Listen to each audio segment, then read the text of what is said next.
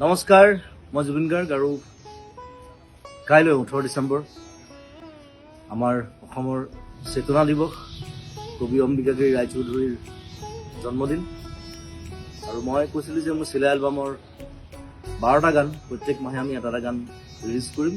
আৰু ডিচেম্বৰৰ 18 তাৰিখে অম্বিকাগিৰি ৰায়চৌধুৰীৰ জন্মদিনৰ দিনা চিলাই এলবামৰ 3 নম্বৰ গানটো আমি ৰিলিজ কৰিম।